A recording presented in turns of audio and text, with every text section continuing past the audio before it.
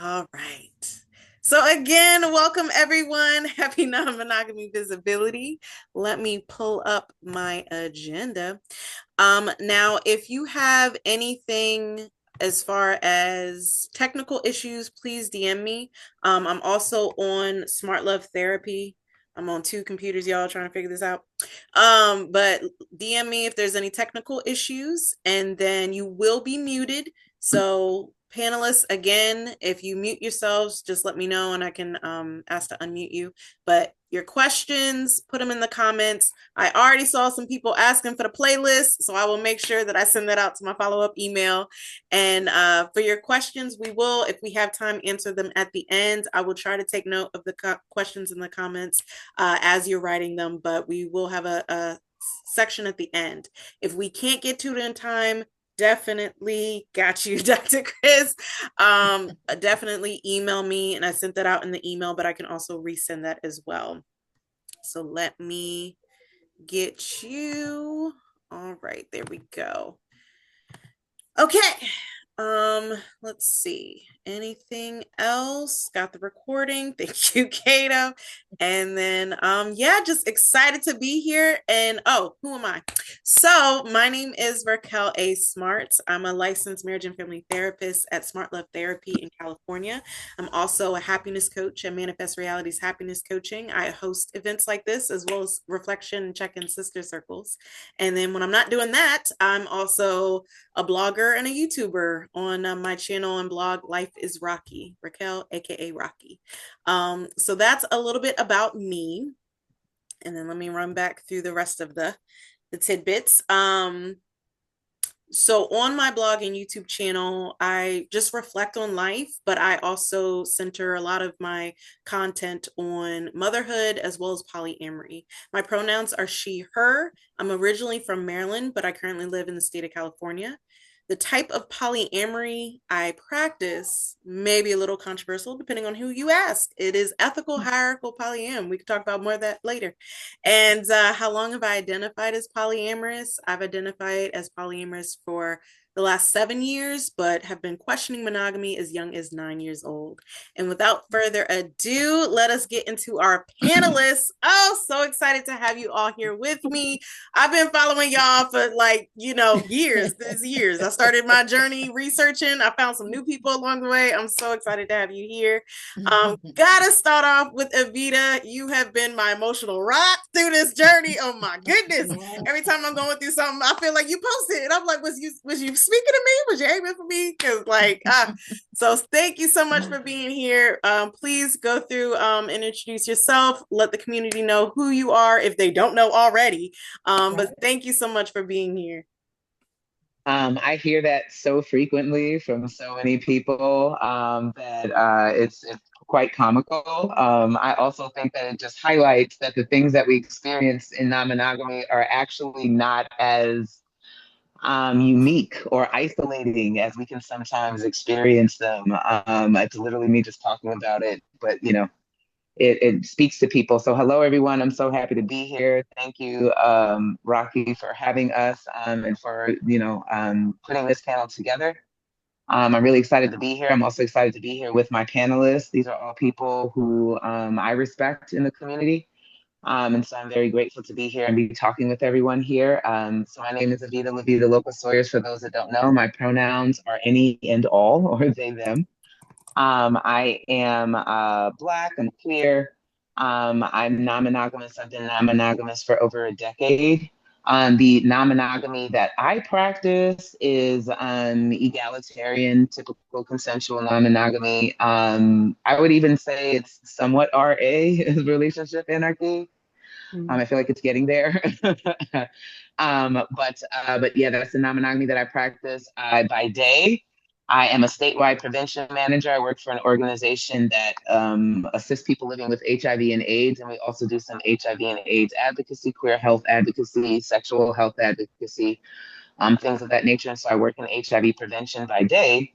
And then by night, I am a non-monogamy content creator, speaker, educator, author of a polyamory devotional 365 day reflections for the consensually non-monogamous. I'm also the creator of today's polyamory reminder, which is just little tidbits of polyamorous wisdom. And I have 3 children. I currently reside in New Jersey. And yeah, so that's who I am. I'm very happy to be here and very happy to be speaking to you all. And I'm going to pass the mic. Thank you so much, Evita. Ah, yes, been through it with you. Like, oh my goodness, thank you. All right, and next up, oh, and I forgot to say, Evita was one of the panelists last year's Week of Visibility for Non-Monogamy. So thank you for joining this event, and I was excited to see you there as well. And then another former panelist of last year's event was Dr. Chris. And Dr. Chris, I don't know if you remember, but way back in the beginning of my journey, you interviewed me for one of your papers. I don't know what you was doing, some case studies. So you've been a part of my journey as well. So thankful to have you here. And yeah, if you could introduce yourself and let the people know who you are. Thanks. Hello, everybody. I do remember, and thank you. You helped me a lot. So for everybody, my name is Dr. Christopher N. Smith. My pronouns are they, he. Gender, well, they, for the people that know me, he, so I'm not boxing everybody in the world all the time when they get it wrong. So, just let it rock. So gender non-binary, been non-monogamous for over 15 years. By day, I am an advisor for the federal government and a professor at 2 different universities, adjunct, looking for tenure track. We'll see how that goes. It's a journey. By night, or what I call my real life, I am a advocate and scholar for non-monogamy, particularly the intersection of race, class, and non-monogamy. I work with a very special group called SUSIA. SUSIA NYC, or SUSIA as a whole, is a lifestyle, but I'm more so a life-changing group that advocates for mental, physical, sexual, and relational health within the BIPOC and all its connecting diasporas and the allies, and we throw great, amazing parties. I know Evita can say hallelujah to that. So just happy to be here. This is a great event, and we need more of these. Yes, indeed. That's for sure. Because I came last year, so hold up now. We need a little more of us on the screen. Hey, come on. But all right, next up is Cato. Oh my goodness, Cato. If y'all don't know, if y'all not a part of Black and Poly Facebook group, this is our community online. This is where we go to, and Cato is letting everybody in. Okay, so thank you so much for being here and joining with us. And yeah, please let the people know who you are. I am Gato Cooks. Gato. Oh, I apologize. In my life, I've earned a lot of titles, mostly professional titles. I only use them where they are appropriate. None of them are appropriate here. I'm reading from this list. I have no specialities. My pronouns are he, him, his. I'm in California most of the time, although I have a place in Tanzania and another place in Ghana, so I'm kind of back and forth, particularly in Ghana with my daughter who prefers it there. What type of polyamory? All right, let me bunch a couple of these together. I began in this thing in the 1960s. I'm an old guy. I was in the Black Panther Party, and they had in Southern California a relationship style called non-possessive, non-exclusive relating. And that's the way we lived. We had collectives where a bunch of us lived together. That's the way we functioned. Sometimes with better results than others. For those of you who are a little older, you'll remember the US organization. So they were a parallel organization with ours, but they practiced polygamy. Well, a lot of us pulled from the same population. So we had folks going back and forth between the two organizations and polluting each other. So we struggled with that for a long time. In about 2013, I heard about polyamory. And at the time, it was as close to non-exclusive, non-possessive relationships as I had encountered. So, what was his name? Ron. Ron dragged me into his group and had me start supporting him. And it's not my group. I do a lot of stuff there, but it ain't mine. It's his group, and I just help. I support. And that was about 2013. So if I'm going to say I began practicing polyamory, it would have been around 2013. All the time prior to that, it was a mixture of non-exclusive, non-possessive from about 1968 on. And prior to that, I was just hoeing. Ain't nothing wrong with it. We didn't have any other language for it. it.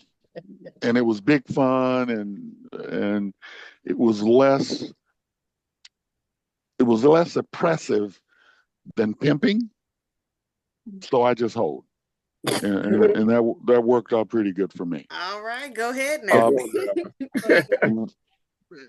Right now, I would have to say, based on pure definition, I'm a relationship anarchist. I really don't care how other people configure it.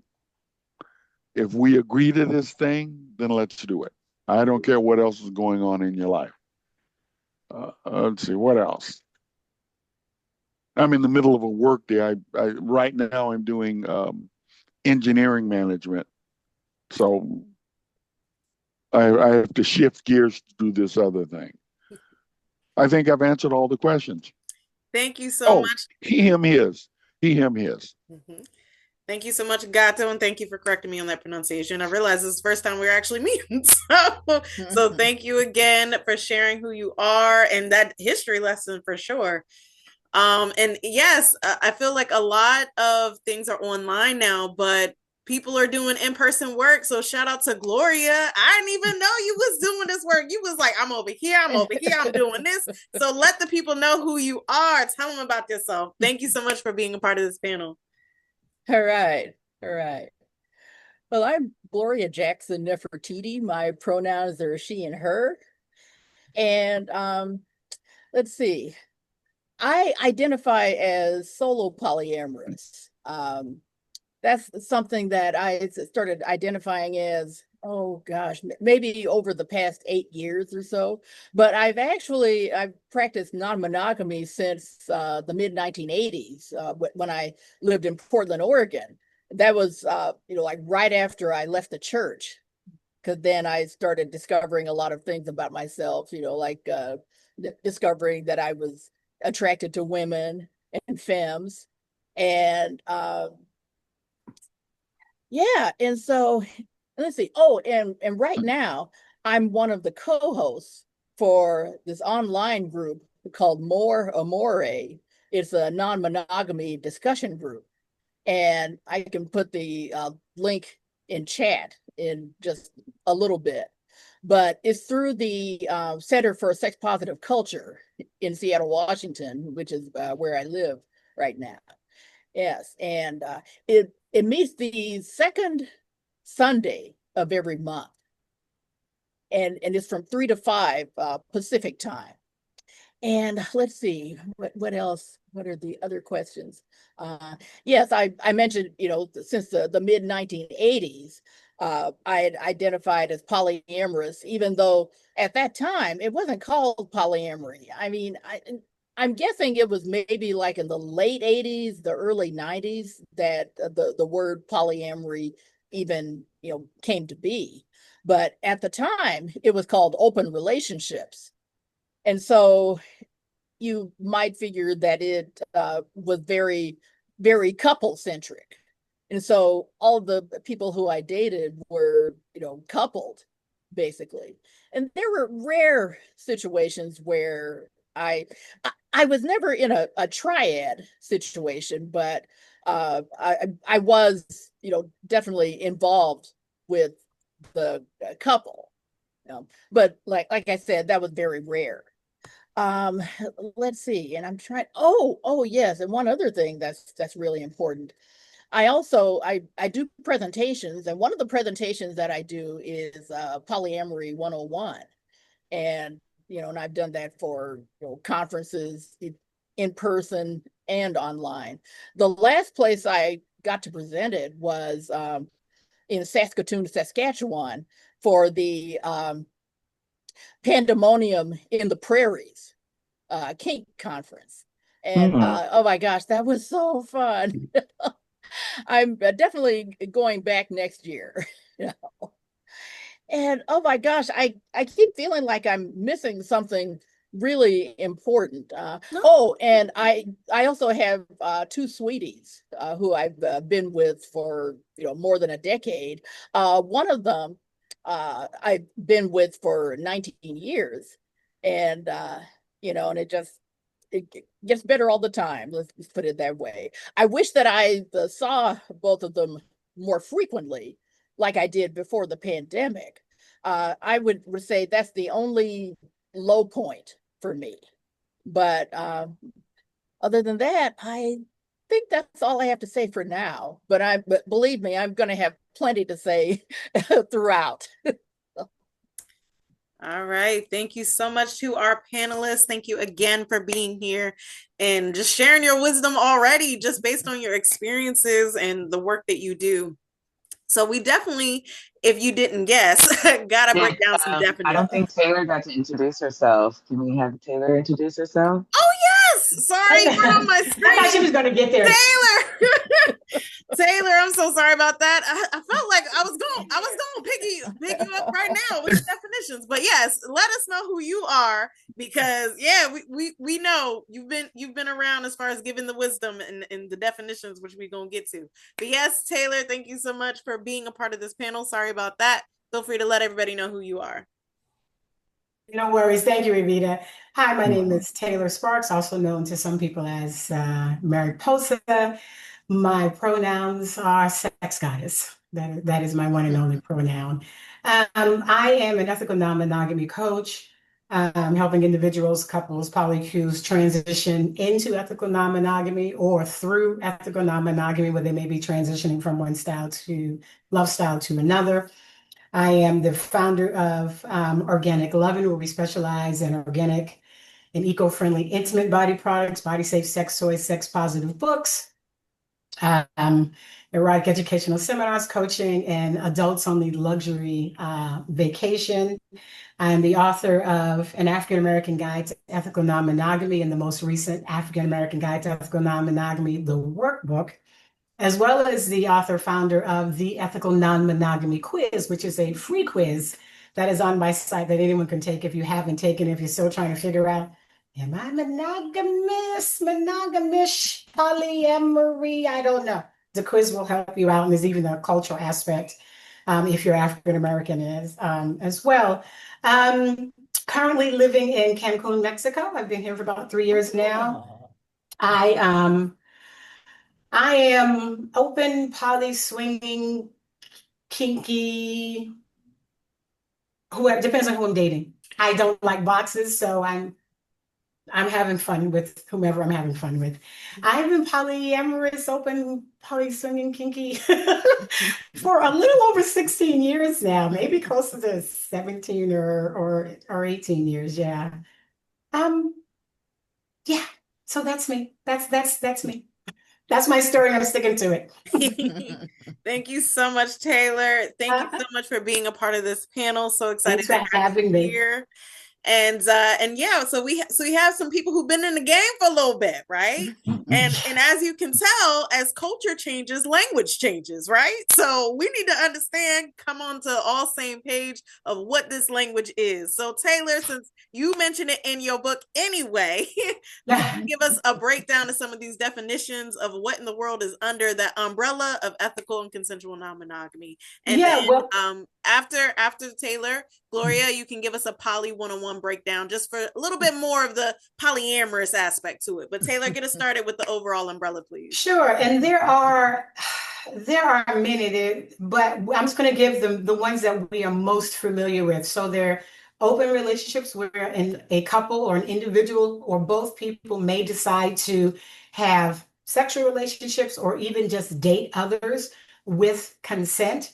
It could be a don't ask, don't tell type of relationship where the person may only tell a little bit. They may say, "Hey, babe, I have a date tonight. I'll be home by 8." That's all they have agreed upon knowing. That's all they needed to know. Or it may be, "Hi, I'm going to get with Chris tonight. We're going to go out to dinner. We're going to go back to his place and play. I'll be home by midnight."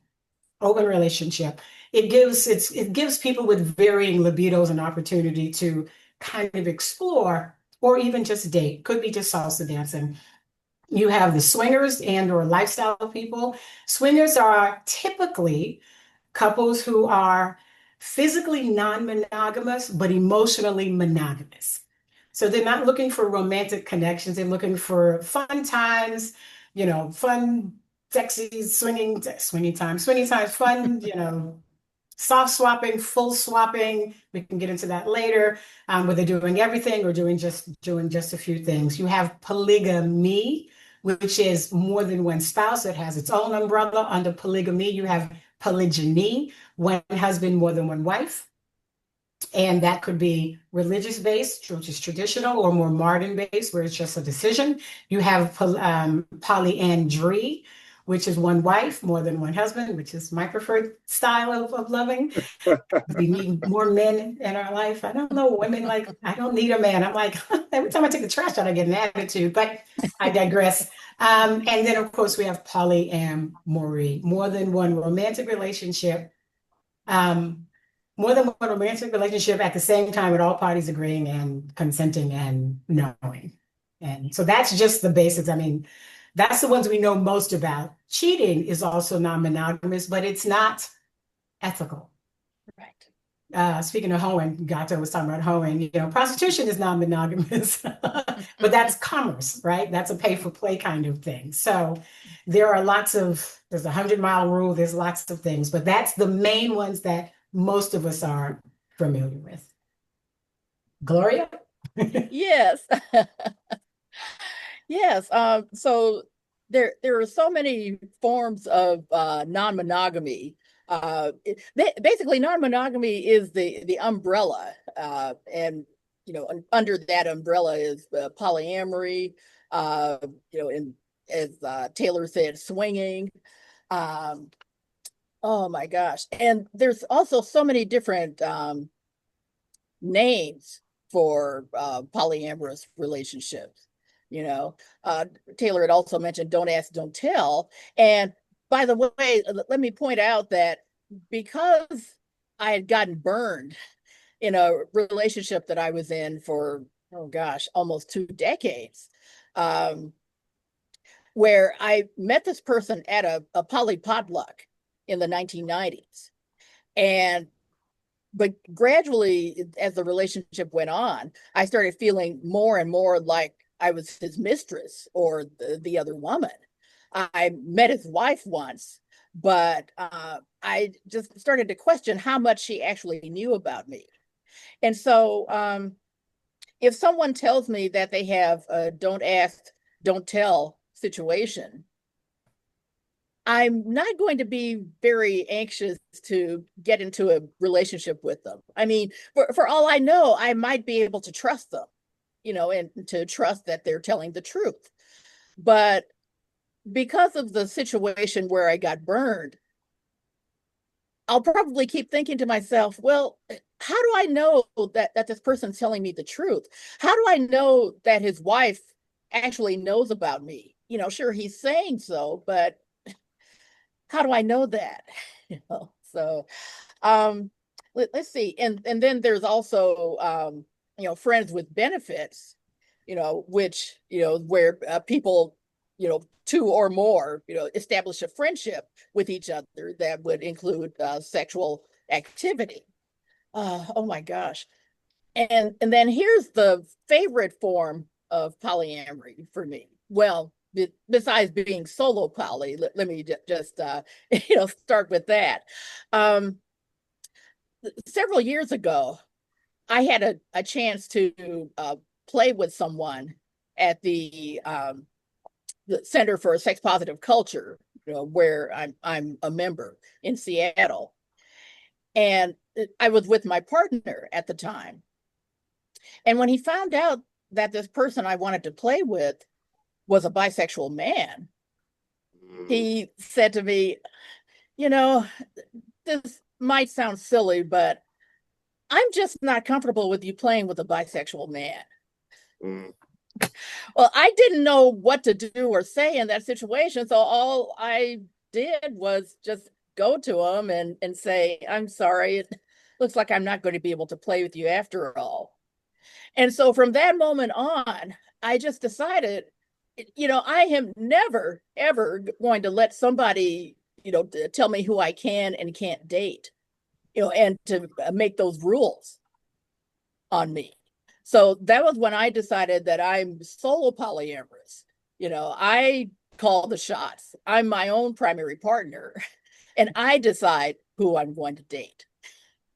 So that's my favorite type of non-monogamy.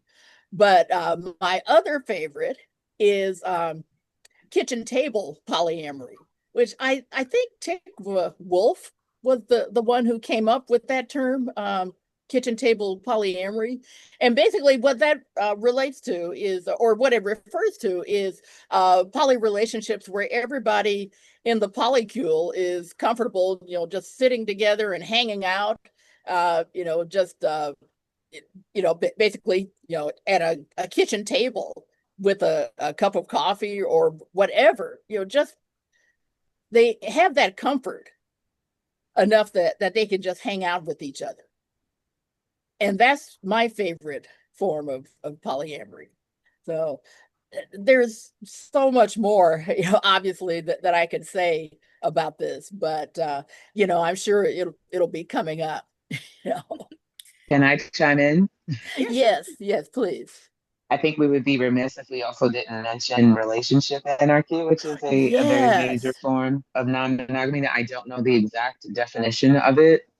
I'm gonna be, completely honest about that. But relationship anarchy is also a very major component underneath the polyamory umbrella. It's Yes. a relationship politic, and is about engaging in relationships that are custom to what the people wish to share in the relationship. It also decenters romantic relationships as the pinnacle Yes. relationship in someone's life, and so there are no tiers Yes. in relationship anarchy. And so it's a framework where basically people are being anarchists to modern relationship ideas, unseating a lot of the things that we have been socialized to believe about what makes a relationship significant.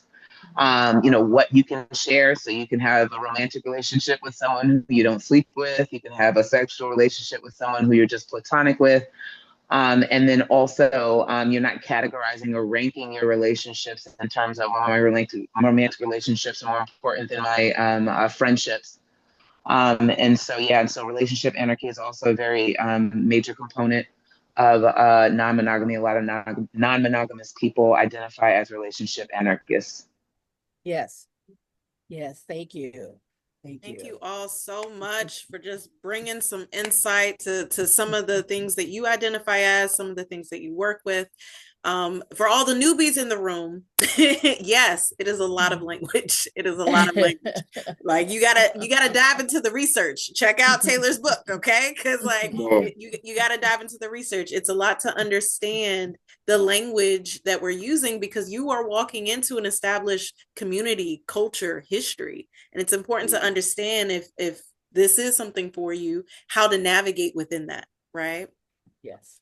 Please study, please. Right. It's gonna help all of us, trust. Right. Thank you. So that being said, our panel today is called Black and Poly. So, before I get to that, because of all that language, there can also be incompatibility within non-monogamous practices. Okay. One partner is practicing this way, another partner is practicing this way, and you practicing that way. Just because we all within in this umbrella does not mean we all practice in the same way, doesn't mean we're all compatible. So also do some self-assessment with that. Okay. But now that we are addressing the poly aspect, we got to address the elephant in the room as far as poly is concerned. So when I came onto the scene, poly was solely used in reference to polyamory. But ever since polyamory hit mainstream media, polygamists, specifically in the Black American community, have latched onto that term. I'm curious to hear the perspective from our panelist, Evita, who has an understanding of the emotional landscape within non-monogamy. Why do you think that there was this attachment to polygamy over polyamory in our community specifically, as non-monogamy became a more acceptable option? This is such a large question. It really is. And I remember reading it and thinking to myself, how am I going to answer that? Because there's so many things that we could point to, say the reason is from patriarchy to, I know there's a major belief in the Black community that good men. Uh-oh. Uh-oh. Hold up. I gotta unmute you. Hold on a sec.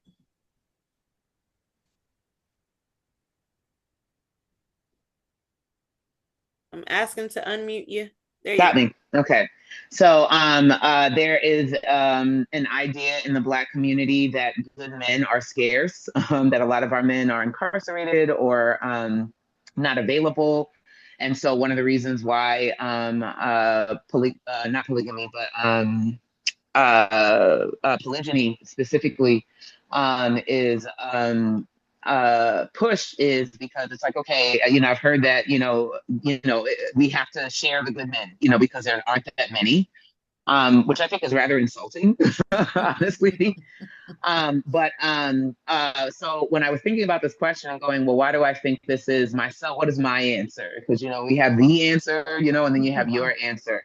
I think, honestly, that we as a Black community are just now really learning what our histories look like, apart from what the dominant culture and white people and white historians have told us about what our pre-colonial communities comprised of. And so I think that we are still moving through like what our original like community frameworks look like in terms of relationships as a Black community. And so much of that is shaped by these sort of white ideas of what our history looked like before colonialism. And, in that they're pushing a lot of their ideas. So I think that, in the Black community, we think that non-monogamy for us historically looked like polygyny. Because, that I feel like that was maybe all that was like surface available to us in terms of what our relationships consisted of before colonization. And so I'm not saying that there's not information out there that can be found about matriarchal societies that we had and non-monogamy that wasn't about one man and multiple wives.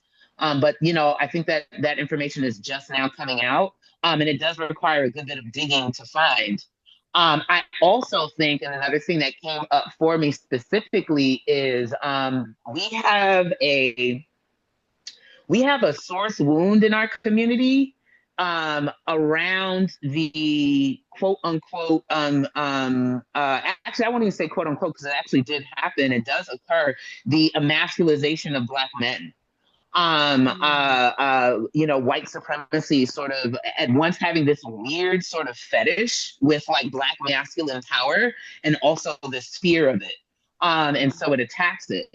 And so I think that what that has done for the Black male community specifically is made them hyper aware of their masculinity in a way that anything that may point to something that may be seen as emasculization, emasculating them, they're very rejecting of it. And so this idea, this patriarchal idea, that women are property, and that women are supposed to be chaste, coupled with this kind of hyper fixation on not being emasculated, causes Black men to behave in these really hyper masculine ways, because they're really really trying hard to fight the emasculation of white supremacy. And so I think that also contributes to why when polyamory became more mainstream, and Black communities, because we've been doing non-monogamy for a very long time, in Black communities. I remember having conversations with Ron and conversations with Kano, and different people talking about, like Kano said back in the 70s, this is what they were doing. We've been engaging in non-monogamy for a very long time. But I think with, this new wave, the advent of the internet and all of these things, and then also, I feel like as a community, we are trying to redefine what the Black family looks like, what Black community looks like, what Black relationships look like. And so because of that, I think that, we have, sort of, adopted that, polygyny is the way to go, because that will sort of prove, my Black masculine virility. I don't agree, with that. It's definitely not, what I practice. And I used to, in my baby poly days, have a lot of smoke, for that rhetoric. And I still do. But I think, in my wisdom, I don't see it as something that people are doing because, they're trying to be assholes. I think it's, connected to these other things. Like I said, not having the education, not, being hyper aware of being perceived as masculine, needing to do some work, in our community and just overall as humans around unseating patriarchal ideas, especially as it relates to, how women move and exist in relationships. And so, so that's personally why I think the Black community has flocked to polygyny as that's what we should be doing as Black people in non-monogamy. And I'm grateful to even have a space to be able to talk about that and to kind of unseat that. Because non-monogamy is really about relational liberation. And how are we practicing our relationships in liberated ways? And we're just now kind of defining, what liberation is. And to me, liberation is freedom from patriarchy. It is freedom from white supremacy. It is freedom from cis hetero, normativity. It's freedom from these really, really prescribed gender norms that were pushed on us, with colonization. It's freedom from, these puritanical ideas about sex and sexuality. And so, as we're moving towards liberation as a people, I think that part of our, ideas about relationships will also evolve. So, yeah. Ooh, thank you so much for sharing that insight. When you talked about that wound, I was like, because in my work, generational trauma, we be getting into it, and you didn't touched on something there. Goodness. So thank you so much for sharing that insight. Love the aspect of relational liberation. Yes, that is so good, as one of our audience said, because we need to reclaim, but also understand what is working for us, what isn't working for us, and find out who we want to be moving forward, So that being said, I wanted to hear from our panelist, Gato, who, again, you've been witnessing the change in Black and Poly Facebook group of the influx of people. So what have you noticed about these changes as far as the Black polyamorous community? How did this impact polyamorous, in basically, was there any influence of the culture of polygamy into the culture of polyamory, or just any changes for the polyamorous folks? Did you notice any changes with that community space kind of experiencing both communities? I must say this, because most of your panelists have gone through or been in Black and Poly. It was really difficult for a polygamy cell to plant seeds and grow. I mean, that stuff was typically checked early. I've seen people actually run out of the group. I mean, really. They were dipping. Yeah, in a very harsh way. So no, I have not seen that trend in Black and Poly. I'm in a few other groups, all of which are predominantly white, where this happens more often, I think, because they're trying to be nice and they're having all these conversations, and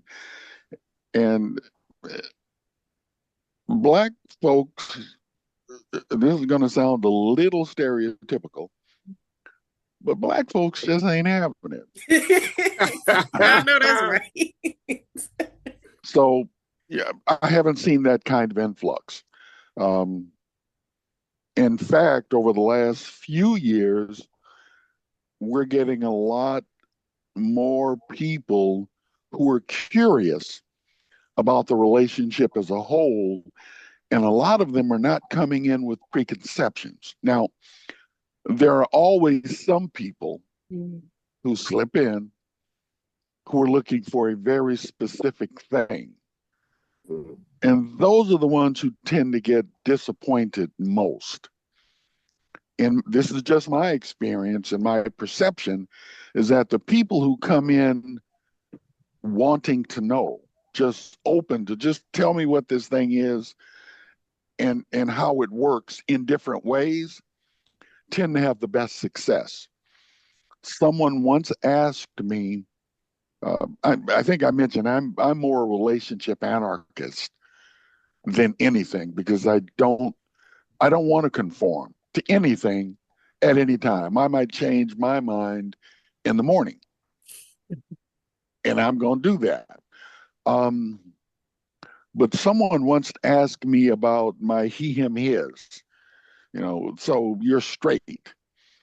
And I had to really think about that. I don't know, because I've never thought about it. I've never been in a situation where I had to examine it, so I don't know. But I don't care. People about whom I care, I care. And part of the whole anarchist thing means we don't have to be bumping, what do you call it now? Bumping nubs? Uglies? Yeah, to love each other. And what I did, I went back to the relationship I had with my dad. And I can remember, especially as he got older and sick, that it was nothing for me to walk in, grab this man, and kiss him on the mouth, because I love him. And it had nothing to do with anything else. But this was someone I love. So when I stretched that out, it made it much easier for me to understand how I can be in a loving relationship with anybody.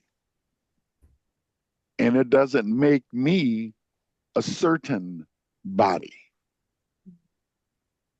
I'm still just me. Thank you so much for sharing that.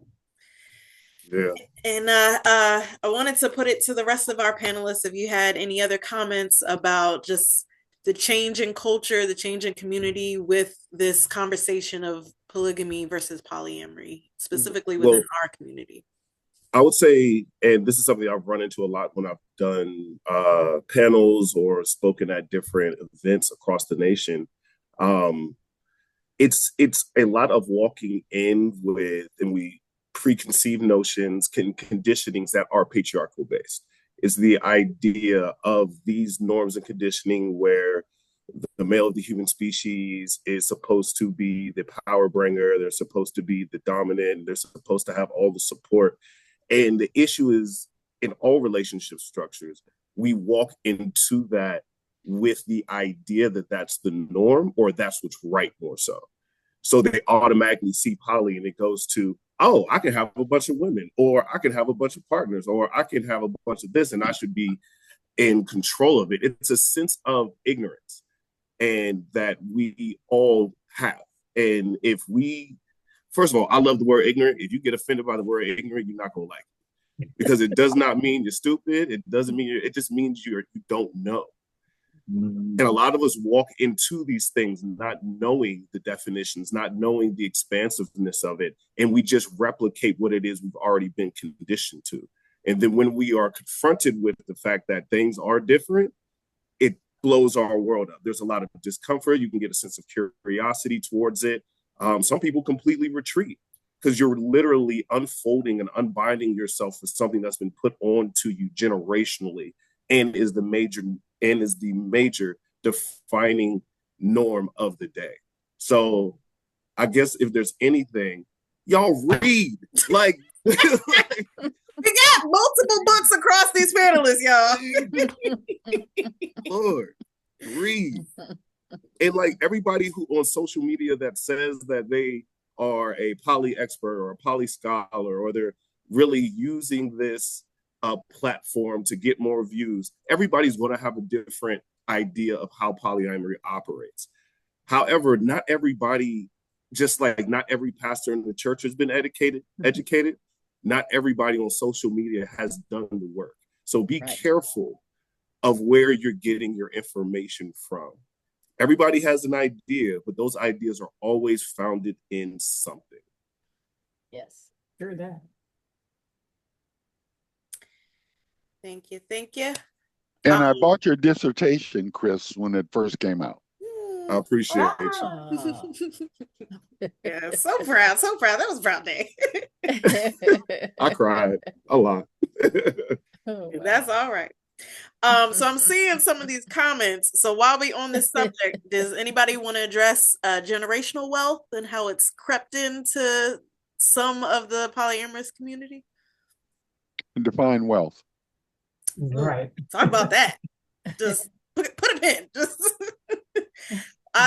to my understanding, most people are referring to financial, but I would definitely agree that wealth is expansive. But yeah, anybody want to comment on that?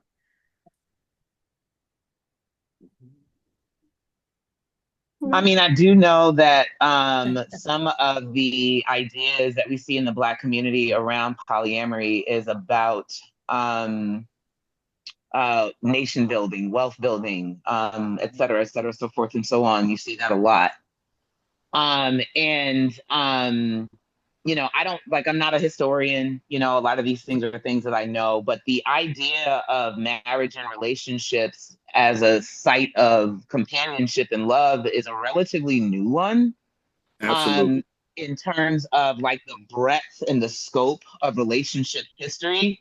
You know, in the beginning, relationships and marriages and things of that nature were, they were economic, they were political and cultural alliances, you know, and they were less about for companionship and for love. And I think that as we as a community are having more access to capital in some ways, you know, we're trying to like redefine our relationship as a Black community with resources, wealth, land, you know, money, all of these things. And so there is a big focus around like, how are we structuring our relationships in such a way that we are building wealth? Because, you know, in our capitalist society, you know, wealth is power. And so Black economic power has been a very, very major theme in the last, you know, several years. And we can't talk about economic power without talking about, you know, our relationship spaces, because our relationship spaces are, you know, sites where economy, money, capitalism, they do absolutely impact how we engage in our personal relationships, even when we don't want them to. And so I think, you know, a lot of this push towards, you know, how are we building wealth it is a good thing, I think, to think about. Me, myself personally, in the last several years of my life, I've become very, very acutely aware in my own personal life about the privilege that it is to have generational wealth and to be able to have things that you can pass on to your descendants and things, and, you know, things of that nature. But I also think that we have this sort of like skewed perception of like what wealth building is. I think it's still very much shaped by capitalism, and not as shaped by, you know, how are we engaging in resources so that as a collective community, we're being elevated.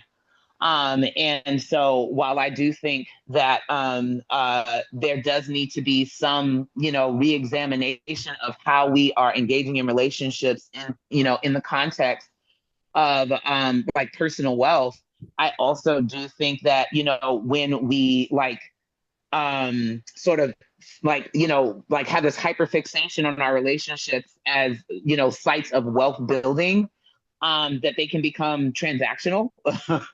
And And exploitative. exploitive, yes, transactional and very exploitive. And so to me, I always say that the human condition is the inability to strike things down the middle. We are always like pendulums. We're swinging back and forth between polarities, and the divine is in the center. That's my personal life philosophy.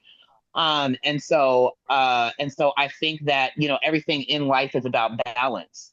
And so I'm not against this idea of going like, I want my relationship spaces to reflect my life values. And one of my life values is the acquisition of resources, or having wealth, or having access to resource. However, when we make that the sole reason, you know, why we're engaging in relationships, especially as, you know, we've been so shaped by capitalism that even when we're trying to, you know, become anti-capitalist, you know, we still have to, number one, navigate capitalism, because that's still the order of the day, and then also unseat the ways that it has taken root inside ourselves. And so because we come from a capitalist framework, when we're thinking about wealth, it results in us engaging in our relationships as transaction spaces, as sites of exploitation. You know, we can't talk about that without talking about patriarchy and the ways in which it shapes, you know, who is, you know, compensated for their labor and how.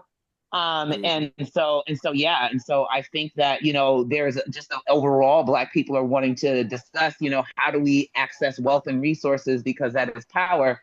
And also we need to be careful about, how we're using that to craft how we engage in intimate relationships, because, you know, it's not just about, you know, how are we making bread together. That can be a facet of it. But relationships are sites of other things. And those things need to be important as well. And I just wanted to piggyback everything you said, everything that was running in my mind the minute the question was asked. It's and exploitative, when it's only focused on wealth building in a capitalist way, is how it often shows up. It shows up exploitative. You forget that just like anything else, the gaining of resources is an aspect of human relationship. It's not the totality of human relationship. It's an important aspect, like all the rest of them, but it's just an aspect.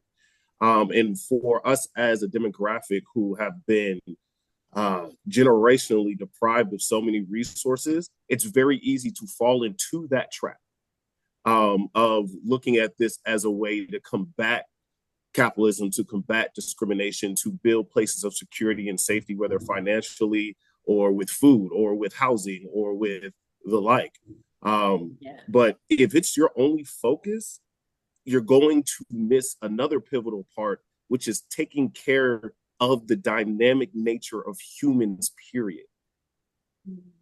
And that and we've seen examples of when the trying to build wealth has overtaken just care for humanity. We're experiencing it right now with this current administration. We're experiencing it around the world. So we can't just focus on that. Though, yes, I'm sure we would all love to be in a better financial and economic and resource place than what we are now. But we're not going to get to it by becoming like them. Mic drop with that one. Yeah, and the big picture is this: it's all relative. Generational wealth is power, but it's all very relative. Mm-hmm. Someone can have a whole lot more power without having the same level of wealth. And that's what you're dealing with. If you go back to all of the massacres that have occurred with us, we thought we were there. Mm-hmm. We weren't, because it's relative. It's relative to who is really in power. Mm-hmm. A lot, and I've talked with people who were trying to develop farms and such, farm collectives. And one of the things I had to explain to them is, even when you're starting very small, especially when you're starting small, you have to pay a lot of attention to how you're constructing it, who you're bringing into it, and you need some basic agreements.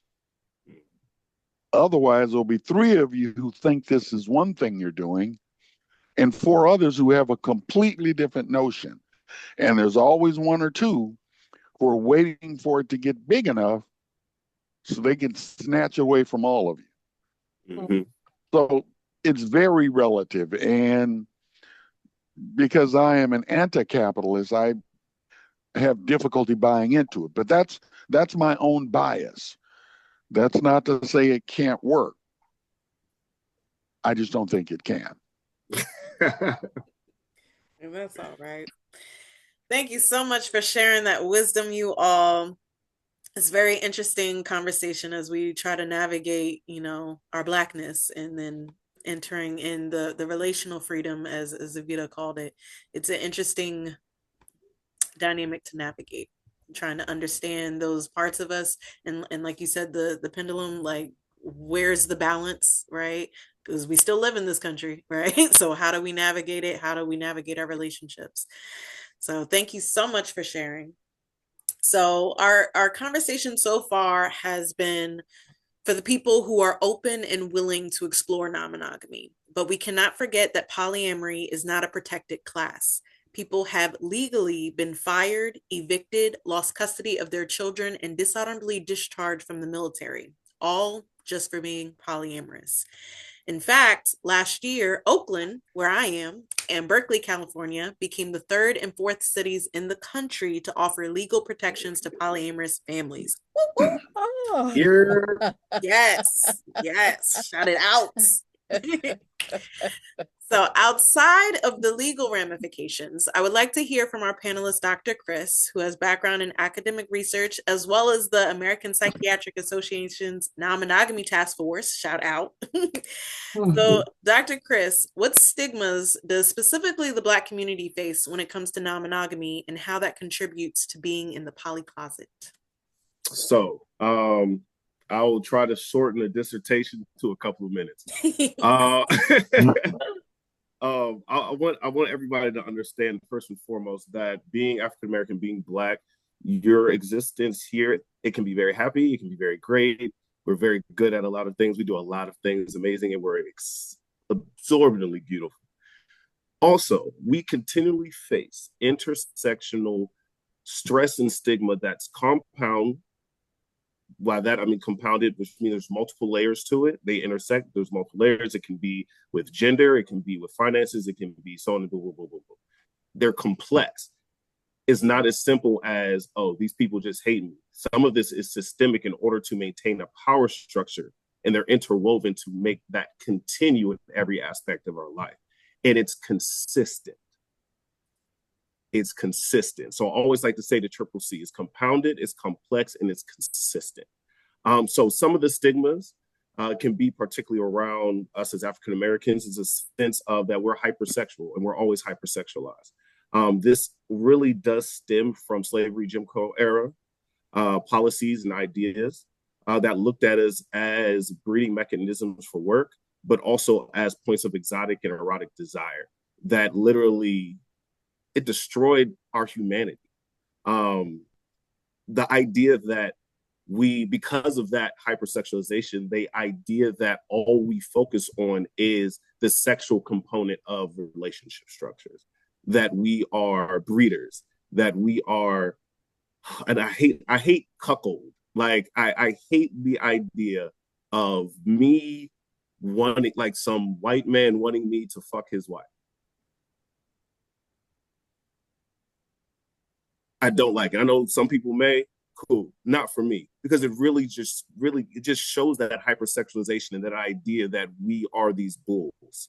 With that, internally, we have religious stigma, good old Abrahamic religions and other ones that exist in their culture of being conservative when it comes to sexual acts, even though in secret and in private, we know what happens and goes down. There are financial stigmas. There's the stigmas of being threats to other people's relationships. In my dissertation, I had a particular participant talk about how they lost friend groups because the person saw their freedom and them being outside of the social conditioning as a threat to their relationships, because they didn't understand that there's a certain moral value. We're seen as immoral. We're also seen as less socially respectable. The stigma is that children are unsafe in these connections because you don't really have a hold or grasp, supposedly, of how many people you're connecting to, as if everybody who's polyamorous has 15 to 20 partners.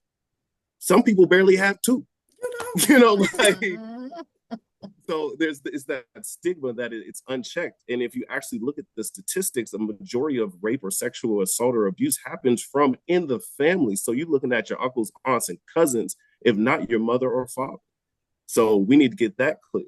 So all these stigmas are really based on a lot of heteronormative, gender normative, model normative, and a model normative tendencies that we have built within ourselves. The gender stigmas when it comes within, and this is actually, I'm going to write a paper on this from the male perspective, being genderized as still wanting to be a part of that patriarchal point of view, even within a more liberating relationship form. So if somebody sees me with two of my partners, they automatically assume that it's polygamous. And they automatically assume that I'm controlling, or they automatically assume that I'm supposed to make all the money or take out all the trash. And we all take out the trash. Take out the trash. We all take out. I'm not doing it. If there's a man in this house, I am not taking out the trash. But, you want to BJ or don't you? Take out the damn trash. Oh, God. But those gender-based stigma often play a role when we see a rise in queer gender identities, and that rise being accepted by people that both are male of the human species, female of the human species, or intersex. So all of these stigmas play, and they create boundaries and barriers for us to truly just be in these relationship structures. Another stigma, oh my goodness, it's that we are physically unhealthy, that somehow, some way, we are not being careful with our physical and sexual health. Mm. That we just do anything with anyone at all times, which some of us do, I'm not going to say, but that is not how a lot of us operate in that position. Every single collection I've been with or people that I've talked to, one of the major things they talk about are STI health, are testing, or whether you're fluid bonded or not, or whether you're using protection or not, how many people you're using protection with. There is such negotiation and intentionality, but that stigma that because we are liberated, it means that we don't have any checks and balances is really there. And it creates extremely uncomfortable situations for individuals that are particularly African-American, and within the non-monogamous community. It's always the double ends. To be open and to seek community support, particularly if we are not in major urban areas where communities are smaller, and you may have a lot more to lose if you are out about this, on top of being African-American or being trans or being queer or having differing ability. So it's very, very much so compounded. Hope that was short enough. Can I just say right quick, Dr. Chris, I'm on Fields, and I literally put on there, open mind does not equal open legs. Come on. Because I have discovered that a lot of non-monogamous men have discovered Fields, and they think it's Tinder 2.0. And so now they're on there like, oh my God, I've been looking for a woman like you. Like, no, you haven't. You have nothing Right. for me because you don't even know what to say to me. Just the fact that you said that, I know you don't know what to say to me. So, but yeah, so I literally had to put that on my profile because I'm like, it's not the same thing. Just because I can fuck anybody I want doesn't mean I'm fucking you. Right. So yeah, you just have to slap them away. And honestly, and that conversation around sexual health is like, you just telling me what you not doing, Right, exactly. Let's talk about that. What you're not going to do. Right. And that's another stigma. And that's actually one of my favorite ones to combat. It's that, like, simply because somebody comes out as polyamorous doesn't mean that I'm going to talk to them. Right. That doesn't mean that. And just like anybody else, just because majority of the world may be monogamous, well, that's false. But even though, quote unquote, majority of the world is monogamous, do you talk to all monogamous people? Do you date everybody? Do you have sex with everybody? Do you? No. So it's again, ignorance that we have to combat. Yeah, I think engaging in these liberated relationships, it doesn't mean the absence of responsibility. It doesn't mean the absence of consideration. It doesn't mean the absence of discernment. Right. It does not mean the absence of choice. And just because I am moving in a way that seems very free, or I do this because, my motivation for engaging in non-monogamy is freedom, I want to be able to have the freedom to craft and build with people what I want to build, and have us be the people that determine that, and not, some rule outside of us or other people outside of us. But it does not mean that because I have the freedom to engage in relationships, that I, what I want, that I don't care about the relationships that I'm already in, okay, and how that impacts them. That I don't care about the people that I'm interacting with, that I'm not discerning and going, just because I can interact with this person doesn't mean I should, that I don't have standards, that I don't have principles. If anything, true liberation is an understanding that in order for us to engage in our freedom in ways that are healthy and sustainable, that we do have to be intentionally considerate, intentionally responsible, intentionally discerning, because that is what will allow us the space to be able to engage in our freeness in a way that, like I said, is sustainable long term. Because I am liberated, I am not reckless, so Yes, I am liberated, I am not reckless. Right. And I'm not engaging in my relationship in ways that, hopefully most of the time. Occasionally I get a little froggy and feel like jumping, but I'm not moving through. I'm not moving through my relationship landscape in a reckless way. I'm not moving through the relationships that I'm with in a reckless way. I'm not moving with humans in a reckless way, and I'm not moving through my relationship with myself in a reckless way just because I'm focusing on how am I engaging in liberated relationships. Yeah. Yeah, somebody said that's a quote for you. I am liberated, I'm not reckless. Yes. That's right. Thank you so much for talking about some of those stigmas that we face.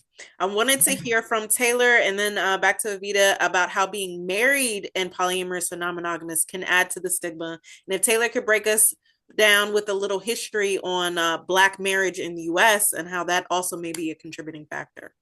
Yeah, and I think Evita did touch a little bit on it, but and as well as Dr. Chris, with regards to our history, we all understand the whole, we were slaves and we weren't allowed to marry, but I think some of us don't realize that we were partnered because we were being bred at some point when slavery became kind of illegal. So they stopped bringing people over after a couple of 100 years, but they still wanted to keep us enslaved and breed us. So you could be partnered with somebody, and then let's say you had one baby with this man, but this man had the skill of a blacksmith. He could then be loaned out to a plantation down the road for a year or so. And while under the ownership of that plantation owner, because he wants to make more money, he needs more property, he will take your so-called husband and breed him with one of his gals. And so now he's got, maybe she had 2 sets of twins, maybe he's got 4 kids with her. So when the Civil War happened, and now after the Civil War, in order for us to become legal, we had to go downtown and become citizens so that we could enjoy whatever these other fruits that they said we were supposed to be able to have. And the Freedmen's Bureau was in charge of legalizing our marriage. So your husband and me and my baby and the new girl and their babies, they all go.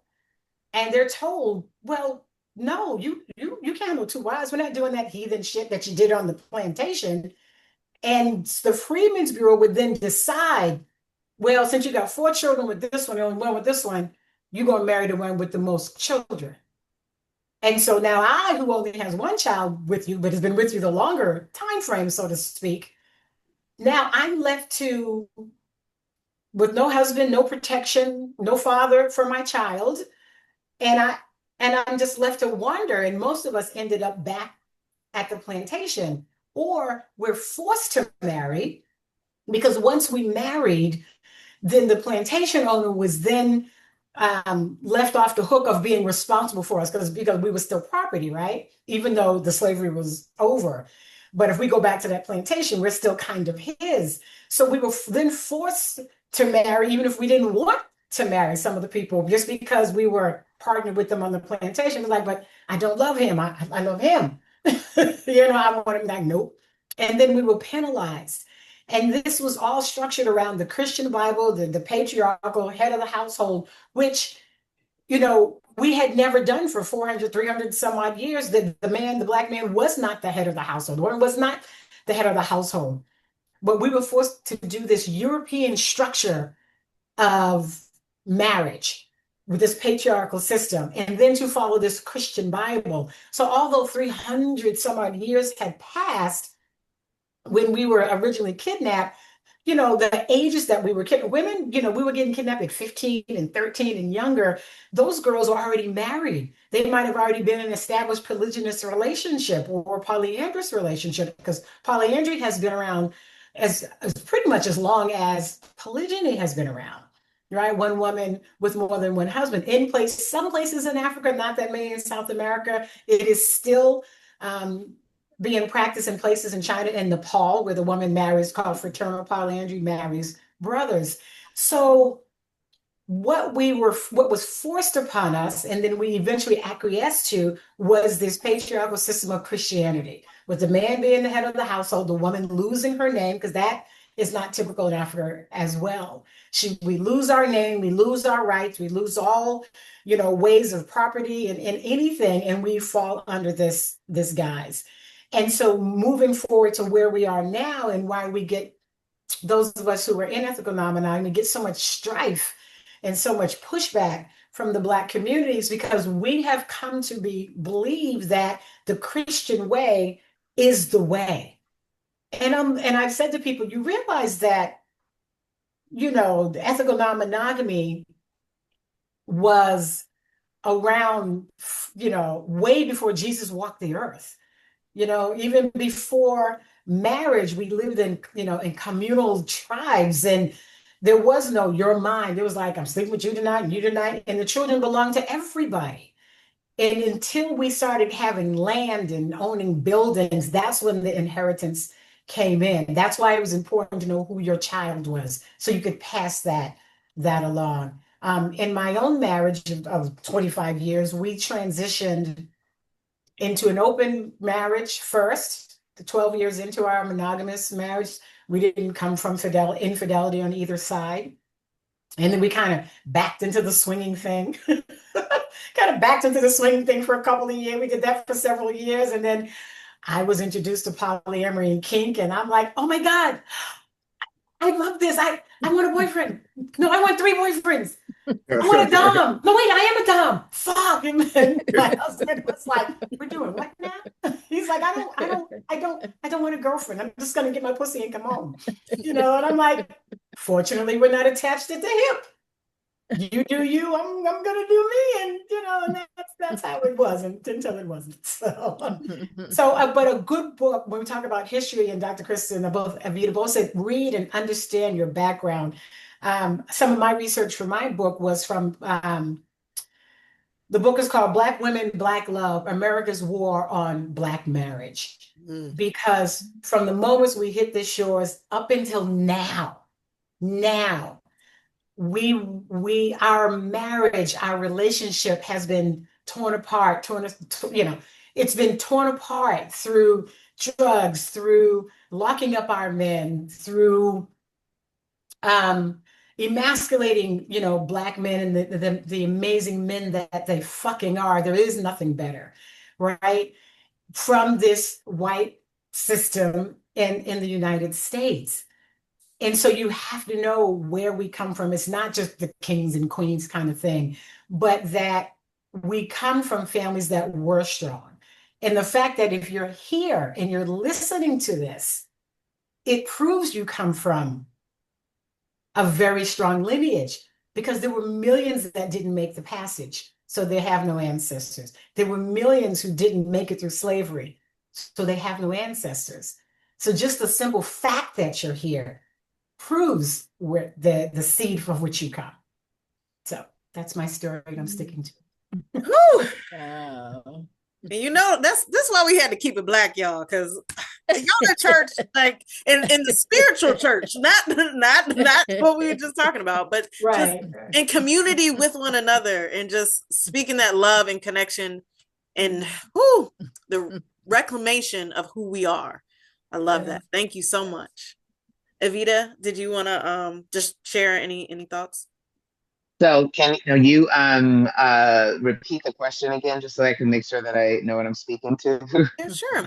I'm just speaking to the stigma, specifically as being married and polyamorous, and how that that dynamic can add to the stigma.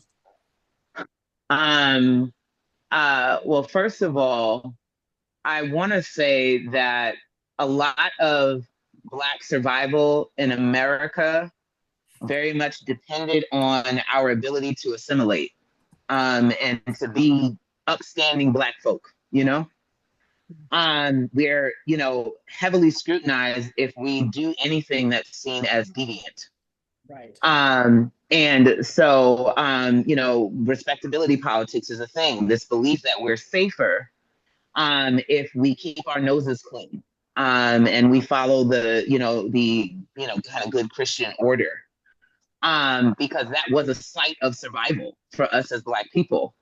And so, and we have, decades and decades and decades and centuries of these ideas that we're literally epigenetically passing down, to our children. And now, our generations are starting to question these ideas, that we've been given, which is fantastic.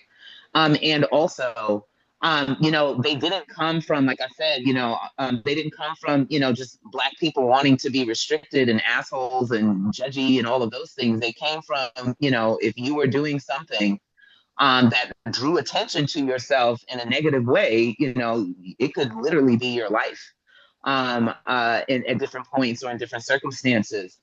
And so I think that, being married and being polyamorous is seen, especially in the Black community, is seen as, I like to think that the judgment comes from, even if the person isn't conscious of it, that it comes from a care place of going, I'm concerned for you because you're doing this thing that seems scary, and they may open you up to more harsh scrutiny. And so a lot of that judgment that we see around being married and polyamorous is, well, why are you doing this? Because this is deviant. And there's also a push to, with the Black family and having these upstanding Black families. And so any, Black person that is not, conforming, like Kato said, to those things, you're kind of seen as someone who is bringing negative, negative.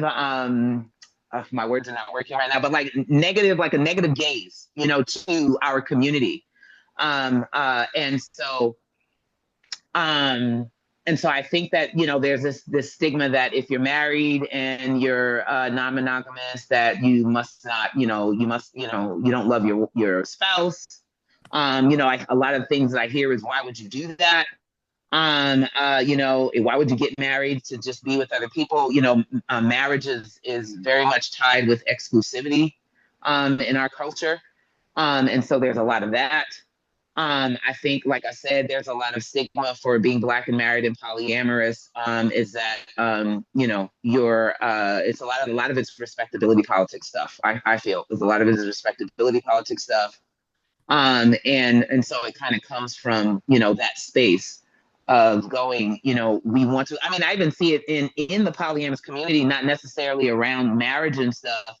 But there'll be a lot of judgment around some of the ways that people engage in polyamory, because we don't want to draw attention to ourselves. We there's this push of like, hey, we're just like you guys. We just have more than one partner.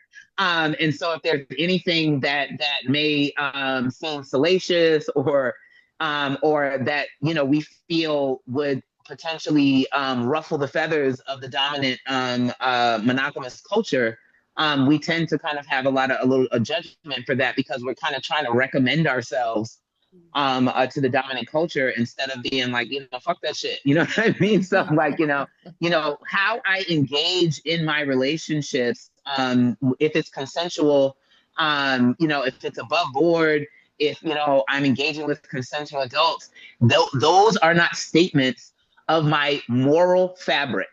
They're not statements of my moral character.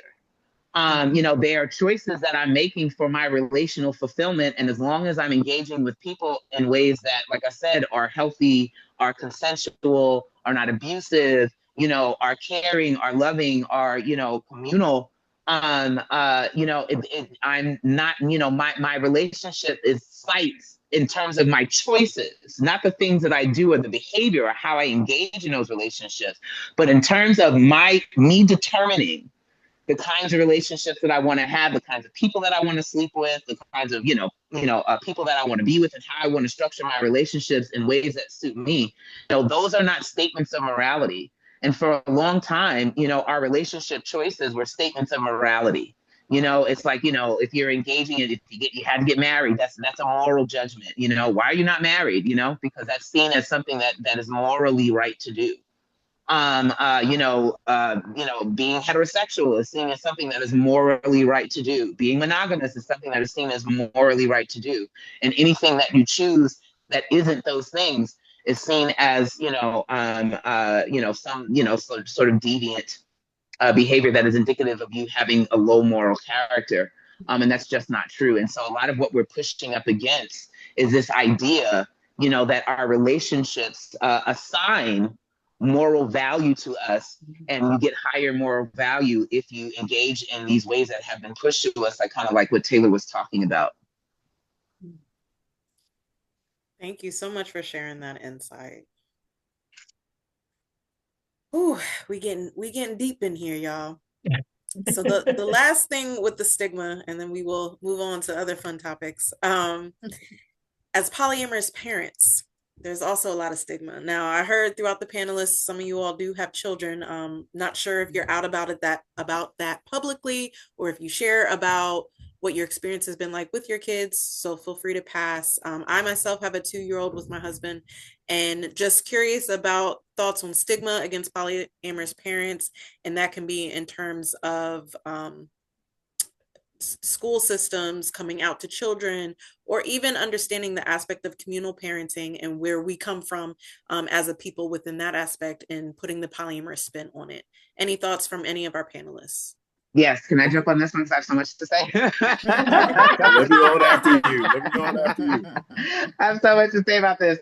And I love that you brought this up.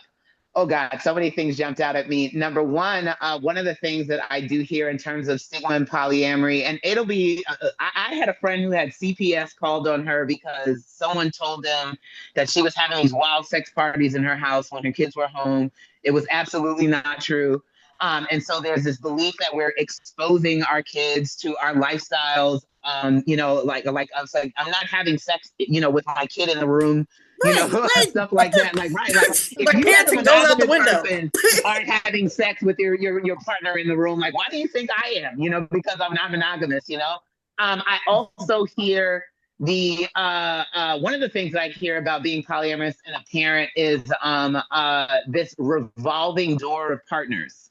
Then that you're showing your kid that you have this revolving door of partners, and that partnership is something that is fleeting, and all of these things, and which also I think ties into this idea that we believe that if you're a romantic partner to someone that's a parent, you by default become a parent figure in that child's life, which is just absolutely, it does not have to be true. And so a lot of that I hear is like you're exposing your children to relationships and making them seem like they're fragile and things that don't last, all of these things that we hear, that you're not teaching your children to value commitment, all of these things. We were always open with our children. Our first relationship was someone who lived with us for a period of time. And, my philosophy with my kids personally, I never hid it from my children, is I think as parents or as adults, we insult children's intelligence so much. We really do. We they really are do. observant. We insult their intelligence so much. And so I never wanted to insult my children's intelligence.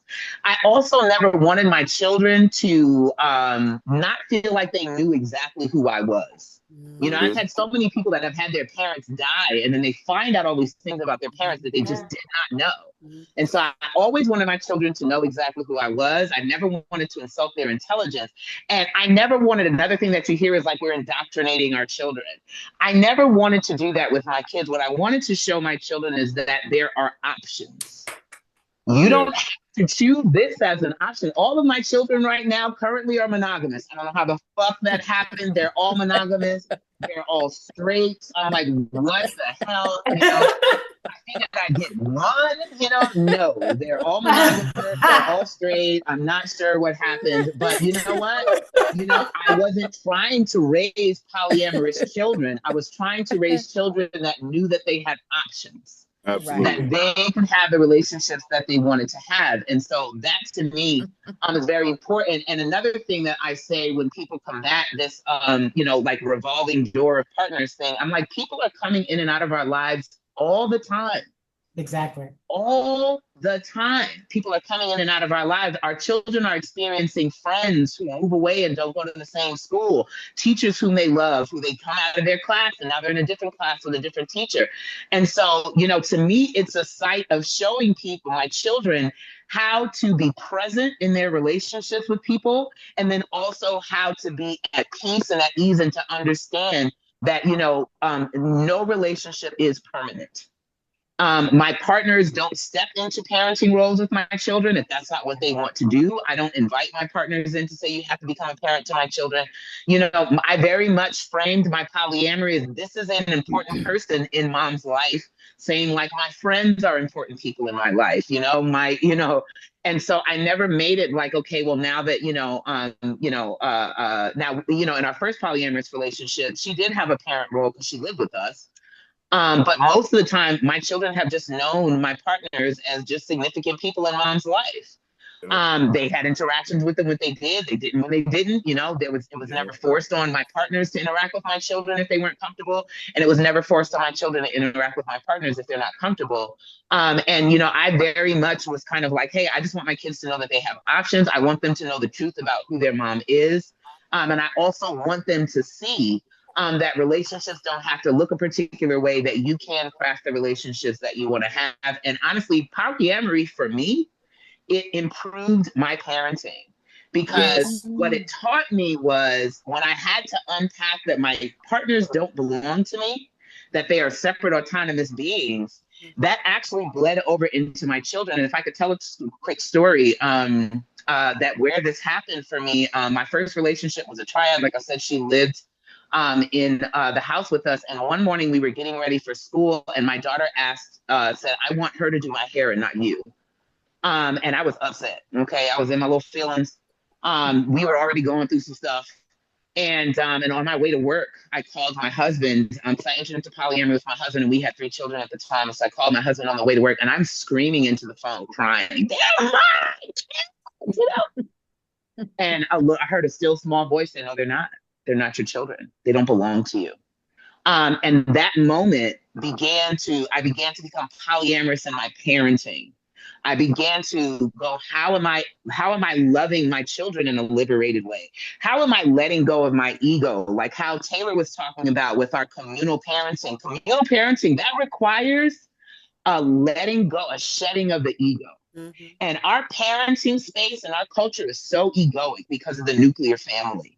Mom and dad are king because of the nuclear family. So a lot of our parenting is very egoic. I must be the most important authority figure in my child's life. Communal parenting understands that children, I always say, the more loving adults a child has in their life, the better their outcome. Exactly. And so communal parenting understands that even with the best of intentions, and even as much as I love my children, I am not always the best source of their resource, of the best resource for them in terms of what they need. And that takes being able to step outside of your ego and look at this child and say, does auntie that lived down the street be better equipped to handle this crisis in my child's life? And so in unseating my ego in terms of how I move with my romantic partners, it also had to unseat my ego in terms of how I move with my friends. Like currently my children live with their father. They live in California. So their grandmother is very involved in their lives. And I have moments where my little mom foot gets stepped on, with my mother-in-law. And in those moments, I have to step outside of myself and go, this is a caring adult that loves my child. And that I am not always the best resource for my child at any given moment. Exactly. I do think that there needs to be a lot more conversation around, like, how are we being polyamorous in our parenting? And polyamory actually, for me, has enriched my parenting relationship. And I feel like I've become a much better parent because of polyamory and not in spite of it. Yo, like, I have a 15-year-old son, right? He is known, I've been polyamorous as long as he's been alive. He said, how? Well, one thing. But 23, how you get a 15-year-old? I'm 39. Don't do that. Yeah. 23, Dr. Chris, come on now. Did you adopt him when he was 12? Listen, with 5 jobs. Come on. But but no, like having a son, having Nathan, and Nathan was born right around the time I really started to understand that monogamy wasn't a thing for me. So I was discovering what non-monogamy was for me as he was growing up. So he's got to see the good, the bad, everything. And the one thing that I appreciate him for, as we said, kids are a lot more intelligent than we give them credit for. The one thing I really appreciate him for is that he has always asked me questions about what is going on and what it means and how things, or, hey, this person was here, what happened? And it taught me to be able to explain relationship dynamics in a better way, in a more healthy way, in a way that you can write papers about. So, like, thank him for my dissertation.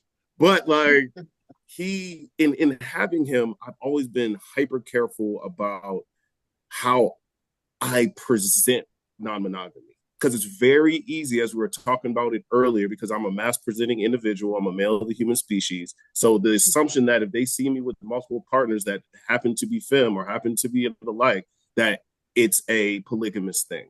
I've always been very careful about making sure that he knows the distinctions. And these kids are smart. They will understand it.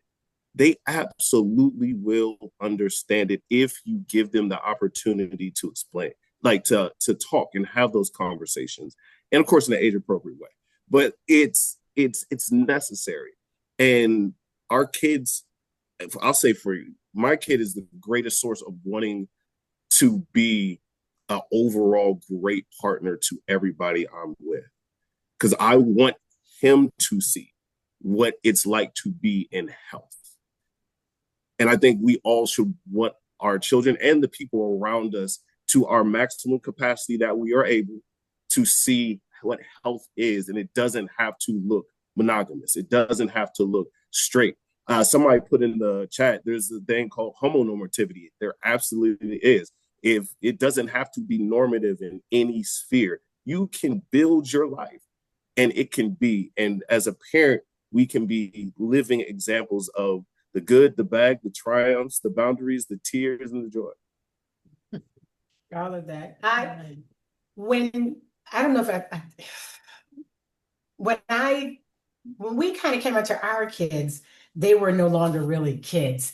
But when they recount the story, when they retell it, they were like, all our lives, you kept telling us not to have just one girlfriend or boyfriend.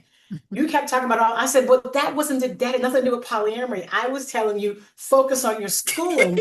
Don't get caught up in all this love shit right now because you need to go to college. That's why you don't date multiple people so that you could then figure out what you like. But in their mind, they were saying I wasn't even poly at that point. So they were already in college and just coming out of college when we kind of came out to everybody. We had a Zoom call or WhatsApp video. Hey, your dad and I are open and polyamorous. So I was like, I'm not poly. Shut up. You are poly right now. I didn't want to admit to the swinging thing, I figured poly would be easier. They got relationships. She's just not fucking everybody, And so, but just like Evita said and Dr. Chris said, you have to give your children some credit. They know how to Google shit. They see shit. They talk to friends. Becky's got 2 dads and Hakeem's got 2 moms. So it's not really that foreign to them when you do decide to come out. When I'm coaching couples, there is this nervousness about how do we tell our children, and Dr. Chris said it's an age appropriate thing. When are they able to understand what a relationship is, right? You have friendships and this is a friend. So, if they're 2, then, well, there's nothing to talk about. And it's none of their damn business for a long time. But as soon as they start to understand friendships, then that's the time that you want to have the conversation. But especially when you are literally intertwined with somebody. Because as Evita said, people do come and go. So maybe you're not introducing them to everybody because they ain't going to be there that long. And younger children don't understand adult relationships, that was just a jump off. You didn't really need to meet them. That was a situationship. But when you do have this relationship that is a relationship, and Kevin, was it either Ron or Kevin Patterson. I interviewed them on my podcast. And when they came out to the family, because him and his wife had been dating this particular woman for a long time, and Thanksgiving was coming up, and they were not going to exclude them. And they came out to their parents, was like, she will be here and you will accept this because this is who I am. So as adults, we at some point have to take a stand to the relationship and the love that we want. Not that our parents say we should have, or the teacher or society. You never have to come out to anybody. Your family, yes, but everybody outside of that, you don't have to come out to them if they're not paying your mortgage or paying your taxes. It's the people that need to know, your children, your mom, your dad, that matter. If you're not on a panel and out like in writing books and dissertation, nobody fucking needs to know your business necessarily. But you get to decide. That's the most important part. But make a decision. I guess is really what I want to say. Make a decision. How do you want to live? Do you want to live under the cover of darkness, or you want that freedom that Evita talks about? We are all free. And that's in a way that's most important to us. And that's what you have to decide for yourself and your children until they're grown, because once they're on their own, girl, you're done. Do whatever you want. See if I care. Just don't go to jail, because I'm not coming to We don't bail people out in my family. If you fucking go to jail, you're on your own. Yep, we have taught you right from wrong. So if you fuck up, I wish you luck. So yeah, my with God. my 2-year-old, we definitely normalize the diversity of families, and surprisingly, there's starting to be more children's books around including polyamorous family representation, which I'm excited about. So yeah, so that, and then shout out to the communal parenting. Someone my husband and I attempted a triad with. She's become auntie, and like she's the only one who showed up to be a part of our village. So Wow. definitely like thankful to polyamorous families expanding our understanding of the village, of that support that parents need, you know, because it'd be hard. It'd be hard out here. So I want to can I please? Oh, yeah, sure. I just real quick. I just wanted to jump in. You know, I wanted to talk some more about you know, families and children. My partner, who I've been with the longest, you know, the one who I've been with for 19 years, he's always been, you know, just totally open. I mean, I remember he and I went on vacation with his entire family. You know, this was in, I think, 2013, when we went to the Virgin Islands together. And oh my gosh, it was just amazing. I mean, you know, just being in the Virgin Islands period is amazing, but to be there with your sweetie's family, you know, and there's no hiding. I mean, you know, everything was just above board, and it was amazing, you know. And then I want to contrast that with the person who I was with for almost 2 decades. You know, the person who, you know, I basically felt like I was his mistress, or the other woman.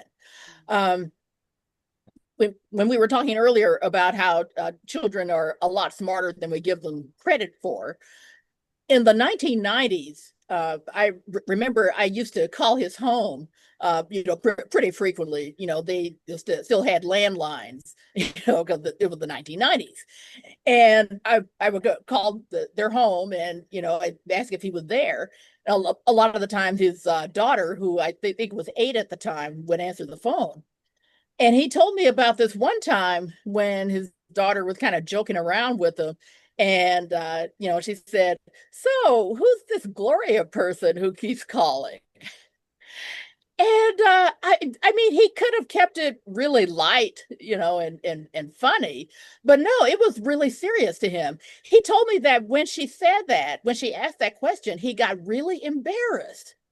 Now, I don't know how that's supposed to make me feel, you know, but I definitely did not feel good. In fact, it was really common for me to be excluded from, you know, in any family functions, you know, like, you know, coming over for Thanksgiving, or, you know, just hanging out. That was just out of the question. And whenever I'd run into him in public, it would always be awkward when it didn't need to be. And I'm sure that he just saw me as that stereotypical hypersexual Black woman, because that was the only thing that I did that he liked. He had so much other criticism about me, you know. So, and I mean, his daughter obviously knew that there was something going on, you know. Yeah, you know. So anyway, those situations are like day and night, and I just feel so grateful to have a partner who can be totally open, you know, with his family, you know, with his coworkers, everybody. I remember I sang at his wedding, in fact, and his coworkers and family, you know, if everybody was there, it was amazing. That's nice. Thank you so much for sharing, you all. Woo, so we are coming up to the close. So I want to put a big question on the table, have all of our panelists answer and respond. So we've talked about the definitions of what this relationship style is. We've talked about the changes culturally, the stigmas against us, definitely how being out or not out ourselves or our partners can impact us. But what actually is happening when we are having relationships with multiple people? So let's talk about all of the emotional regulation, expression, how to handle jealousy, the polyfuckery with them cowpokes, cowboys, cowgirls, trying to rope your poly partner into being monogamous, just the things that the people need to know. Okay. So feel free to popcorn it. Just, yeah, the I'll jump emotional on. growth work that is required when we're having relationships and connections with multiple people. Let's talk about it. I'll jump on it because this is a topic I often talk about when we think about emotional intelligence, jealousy, and emotional regulation. I'm gonna keep it short. Like the first thing I always tell people is like, do you really know the things you are secure about within yourself, and the things that you really seek external validation for, and why? Like a lot of it comes from, for me, when it comes to emotional intelligence and even handling jealousy, is about how much you know and appreciate yourself first and foremost for the pillar that you are as the individual, and then how much you have connected to external relationships and situations, whether it be through conditioning or for whatever other reason. I'm a fairly secure person, so I don't experience quote unquote jealousy a lot, but I still do experience fear. And you can be with somebody, and I want that to be clear. People have this idea of jealousy that I think is all wrong. For me, it's fear based, it's loss based, it's not wanting to see a dynamic shift, or being afraid that a dynamic is going to shift with somebody else because they are now connected with somebody else. It can be because of a lack of communication and clarity, which happens a lot because even though we may have the same terminology, we still may put different meanings behind it. So you really got to dig down and think about the meanings of the words that you're saying. What does transparency mean to you? What does honesty mean to you? What does proactivity mean to you? What does quality time mean to you? What does one-on-one time mean to you? What do these things mean, and where do those meanings come from? And that will help you so much in these situations. Do not assume anything. Assumption is based off a blueprint, and not everybody's blueprint is the same. Do not assume. And read, but do not assume. Please have those difficult conversations. And also, a lot of times people get frustrated because people don't know certain things of how they're feeling or what's going on in a particular situation. And I'm gonna leave you with this. Saying I don't know is better than saying nothing. Mm-hmm. If you don't know, you don't know, but at least you're giving somebody an idea of what's going on. So whatever spiral that's going on in the coliseum of their head has like oh, okay, all right, this person maybe just doesn't know. And then you can talk through, how can I support you in you getting to know? Can I support you at all? Or do you just need a foot rub? Like, let me know. But I don't know is an acceptable answer. Do not pressure people to come up with answers on the spot, because honestly, that's just going to put so much more just, ugh. That's the only thing, in the situation. And we know when people are backed into corners, they often don't operate in ways that are healthy for relationships. So I have a lot to say about the subject of jealousy. I do. Everyone knows that. Because so first and foremost, when I first got into the community, jealousy was very much a thing that you did not admit to having. If you did experience it, you were chided as like, well, are you really poly? Like, do you really want to do this? That, you gotta fix that and whatever. And so part of like my claim to fame in the community was being someone who was very open and honest about the fact that I experienced jealousy, and kind of I feel like I stood up for my right as a human being to acknowledge that I am experiencing jealousy, even as I want to be non-monogamous, even as I engage in other relationships, even as I agree that I don't want to be feeling this feeling, and also I am still feeling it. I think that in my process of moving through non-monogamy, number one, I've learned that jealousy is not an enemy emotion. It is not. Jealousy is a friend.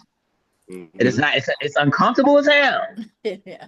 It's that friend that comes over and you like, man, like, I don't like hanging out with you a lot, but like also I know I do get something from hanging out with you. So come on in, sit down, have a cup of tea. It's not an enemy emotion. It is not. Jealousy is a very useful tool for self-discovery. Jealousy is a signal. Jealousy, we also don't talk about how much our experience of jealousy is shaped by cultural conditioning. And were we not to have our cultural of non-monogamy, would we experience jealousy? We don't know. And so a lot of it is shaped by our cultural ideas that have been baked in about relationships. It's not an enemy emotion. I feel like it's a friend. Like I said, it's a useful tool for self-discovery.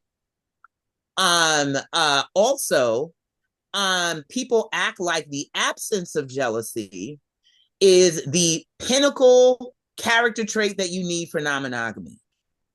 And I hate that. Okay. I hate that. Well, I don't get jealous, so I'm great for non-monogamy, but your time management sucks. Oh. I don't get jealous, so I'm great for non-monogamy, but your emotional intelligence is trash. But your boundary setting sucks.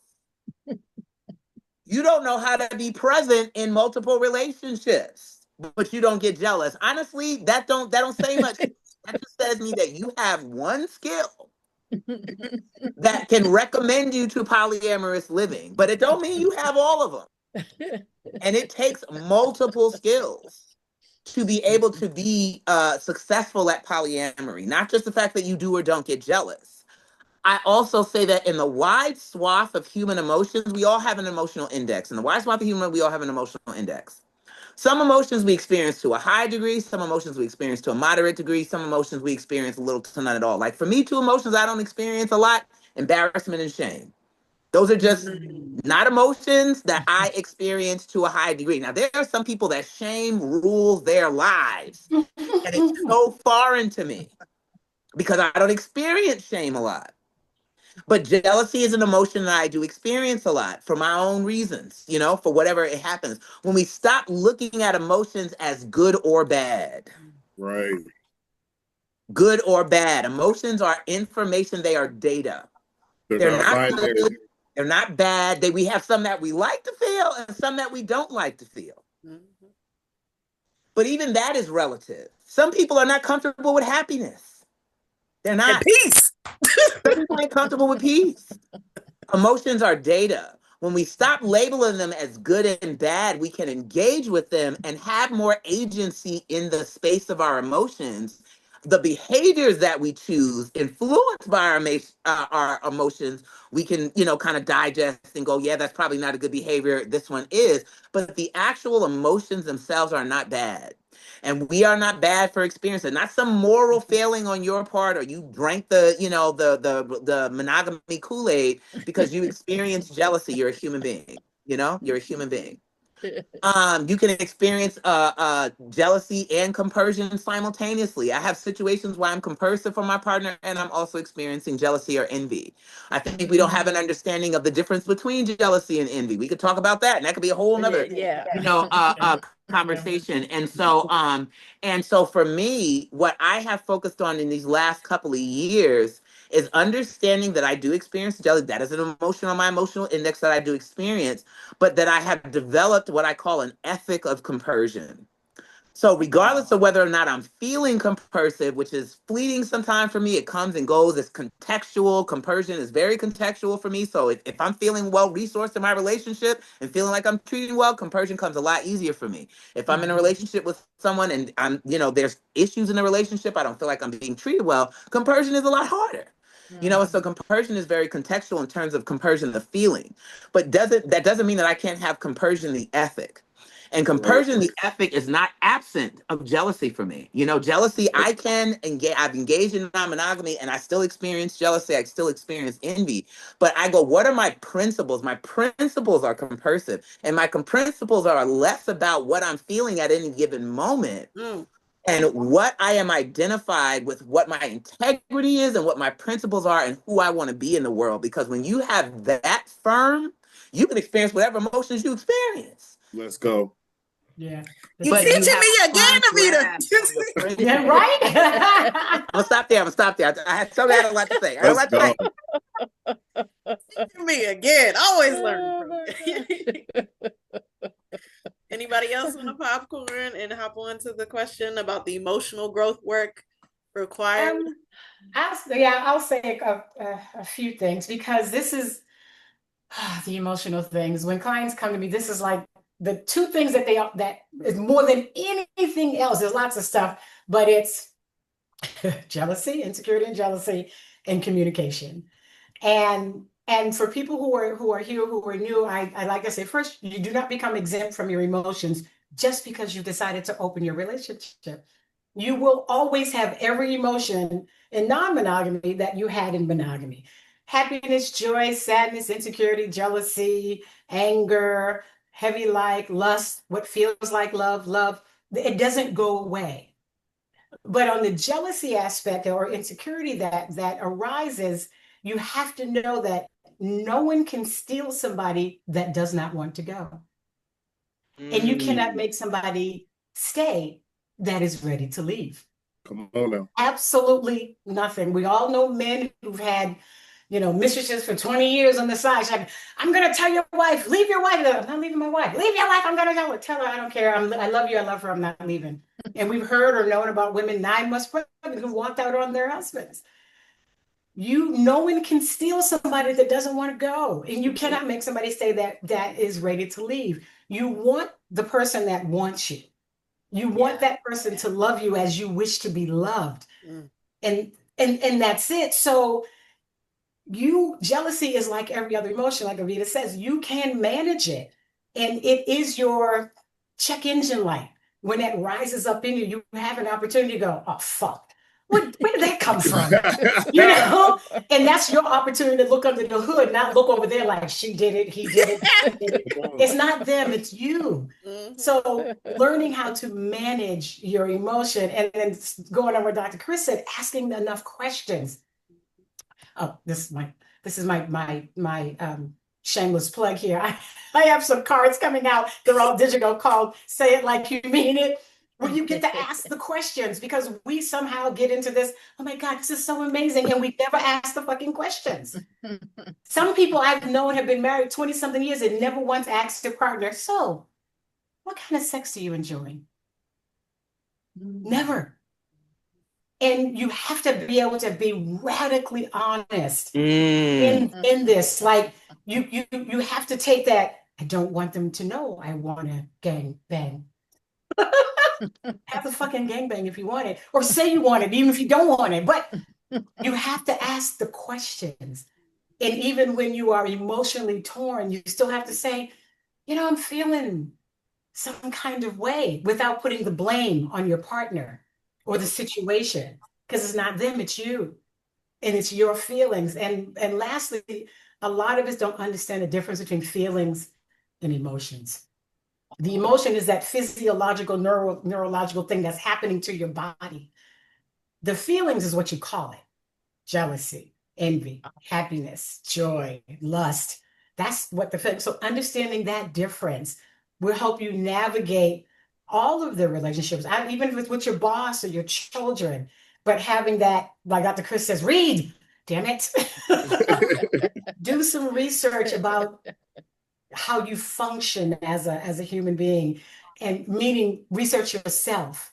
Because when you have a good understanding about not only what you want, but what you don't want, you'll be able to come to the table with whomever and go, that's not going to work for me.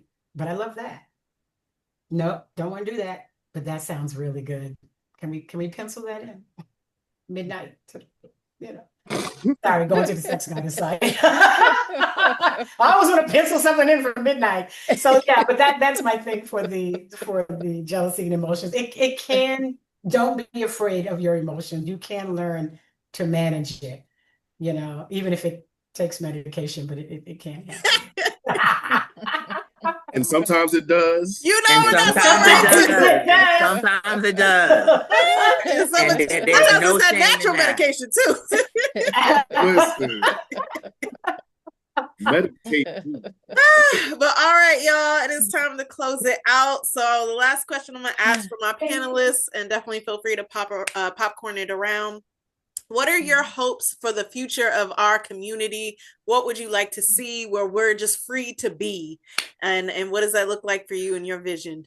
Please share. Feel free to. Wait, mine is short. Mine is real short because I'm in 2,711 different Black and poly groups and swinging groups. And all I want for the groups is the people in the groups is stop telling people to leave people.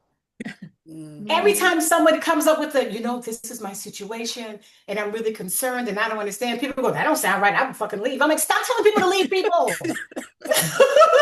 Get a therapist or a coach or a counselor or somebody. Stop telling people who you have only one side of the story, Right. which is theirs, and there's three sides. It's his, hers, and it's the fucking truth. And it ain't even the whole story. To leave people. Like, how do you stay married 25 years? Don't fucking leave. Don't fucking leave. Right? Stop telling people that's my only hope for the community. Stop telling people to leave their relationships when you have no idea what the hell is going on. Just answer their question and stop.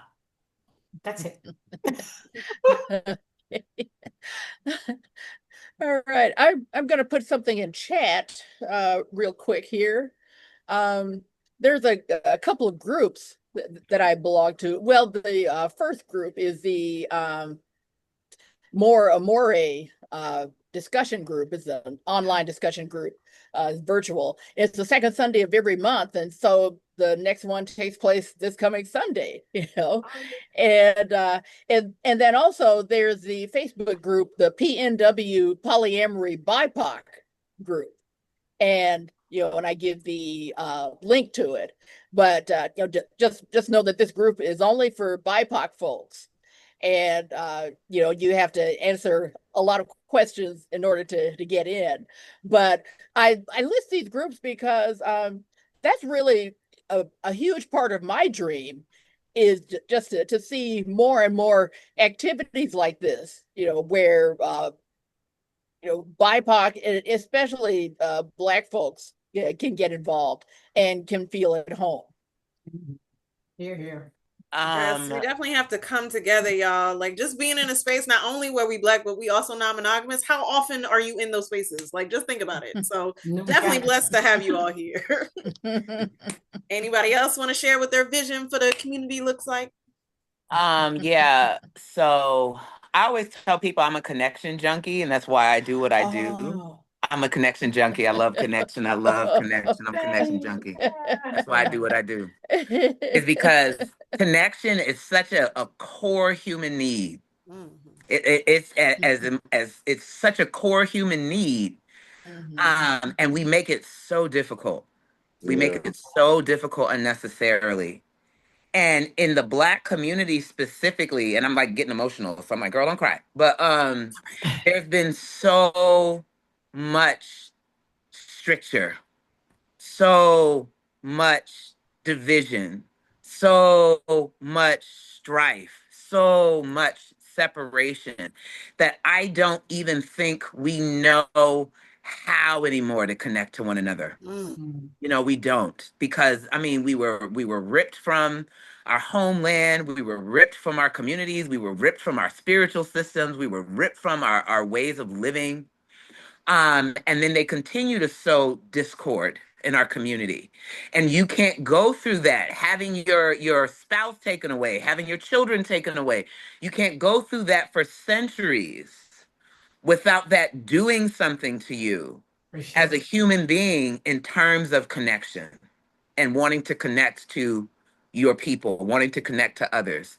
And so what I would like to see, for the community is a movement towards genuine, authentic connection, to where we're healing ourselves, where we're coming together in collective healing, so that we can connect to one another, and so that we can really have this very fundamental human need, and not just the fundamental human need of connection, but the fundamental human need, or the fundamental Black human need of Black connection. I remember moving from San Diego over here to New Jersey, and walking down the street and just seeing Black faces and how healing that was for me.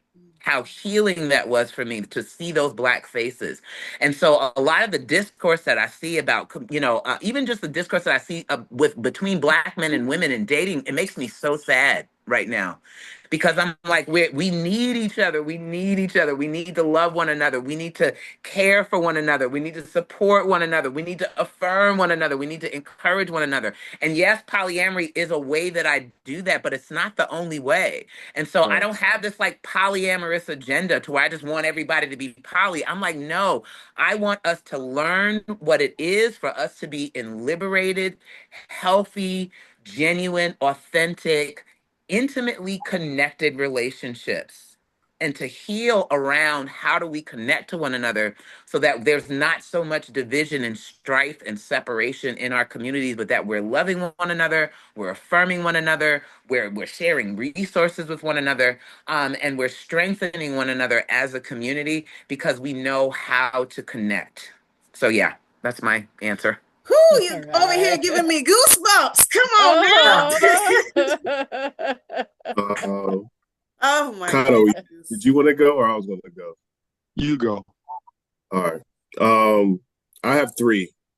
My first wish is that non-monogamous structures be legally protected and or legalized, so that we can have those protections and acknowledgement and tax breaks. Yes. We live in the system.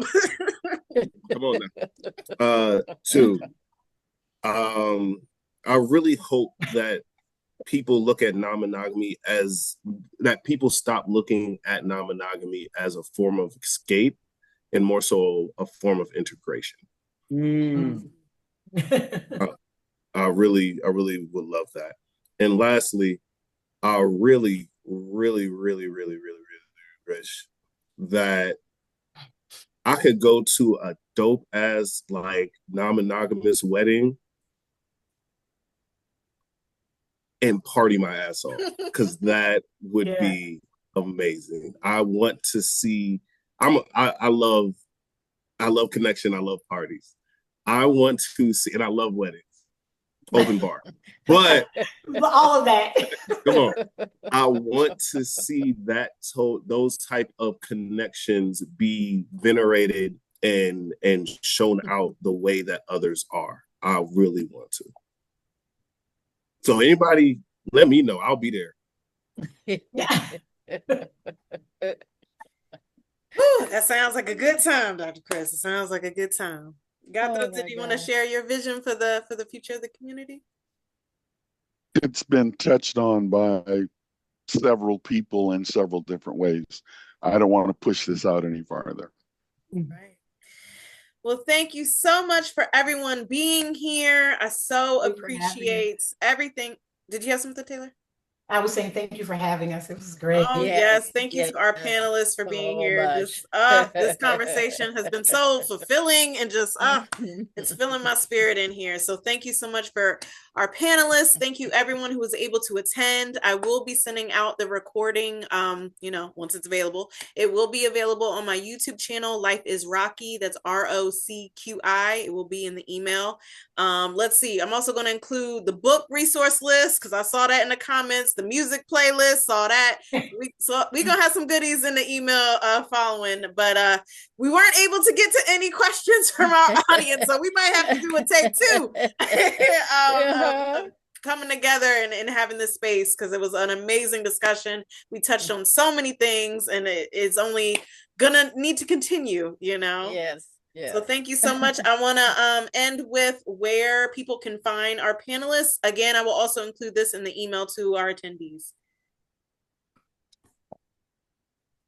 Yes. Okay. My email address is notgloriajean@gmail.com. And I put it in chat. And on Instagram and Facebook, I'm Gloria Jackson Nefertiti. It's all one word. There's no dash. So, and feel free to send me a friend request. I may or may not accept it, but you never know until you send. Most of my content is available through my Instagram at La Vida Loca 34. That's LAVITA LOCA 34. I'm also on Facebook as La Vida Loca Sawyers, so you can DM me. I'm in the New Jersey, New York area, so for the Northeast poly folks, that's where I'm at. Yeah, that's how you can find me. You can keep abreast with the things that I'm doing on my Instagram. That's usually where I post those things. And yeah, I'm out here. I travel a lot. So I have a partner in Phoenix. And so I'm sometimes in Phoenix. My kids live in California, like I said. So sometimes I'm in California. So hopefully, you come to a city near me or I come to a city near you. But but yes, that's where you can find me. All right. Taylor Sparks, I am on all social media under Organic Lovin'. That's LOVEN. I'm on TikTok and Facebook under Organic Lovin' and Taylor Sparks. My website is also, organiclovin.com, where you'll find the African American Guide to Ethical Non-Monogamy, the workbook. You'll find the Ethical Non-Monogamy quiz there. And my YouTube channel, everything is under Organic Lovin', LOVEN. All right. I put it in the chat. You can find me. My IG is Perspective HD. And TikTok, the one true C dot. I'm really more so on Instagram. So Instagram.